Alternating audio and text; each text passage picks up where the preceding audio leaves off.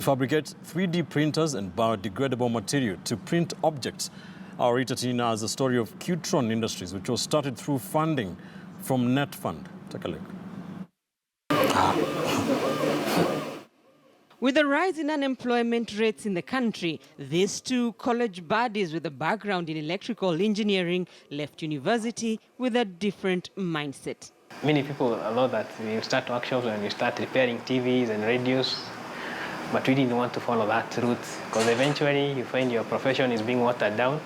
Joseph Gakuru and Farmer Kamau ventured into a new field, industrial automation, landing their first contract to install automated light switches. But now, with funding from the National Environment Trust Fund, Net Fund, the two are operating Qtron Industries in Juja, and they are redefining 3D printing.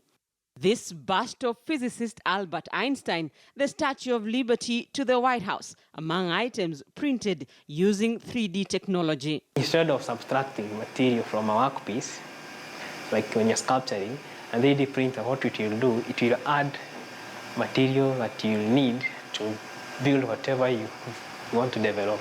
The process starts with this camera and this rotating platform. The camera captures an image, not your ordinary photographic image, but a 3D figurine. So this is the 3D file. It's a very complicated model captured by the 3D scanner. The file is saved and dragged into a 3D printing software. So with this way you come and choose the materials that you want to print with.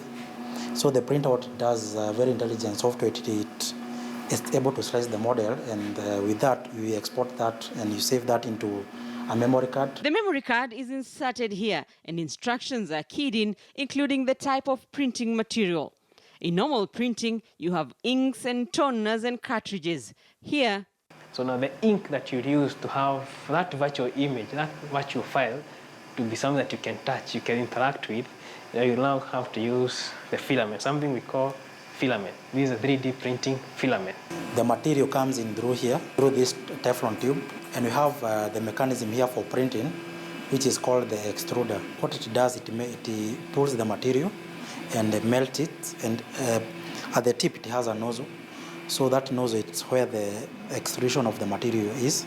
the printing is a very intricate process. It will apply the first layer upon the second layer, upon the third layer, until we develop the final 3D print. A layer can be 100 microns. That is about the size of a strand of hair, but the process saves time and eliminates waste. You can have as many as 4 Albert Einsteins being printed at once. So it takes around 4 hours to complete a full bust of Albert Einstein. The printing filament used for printing comes in different colors and is made up of flexible material with rubber properties made from recycled plastics. It's a biodegradable plastic which does not harm the environment even when disposed outside. It's also recyclable. Joseph and Farmer developed their 3D printers using e-waste from items such as photocopiers.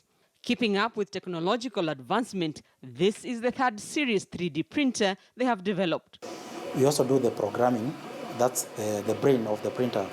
We do that. We have developed the circuit. Qtron Industries is now seeking to make available 3D printers to, among others, industrial designers and hospitals where 3D models are used for studies, as Joseph Gakuru and Farmer Kamau continue chasing their dream. Rita Tinina, KTN News.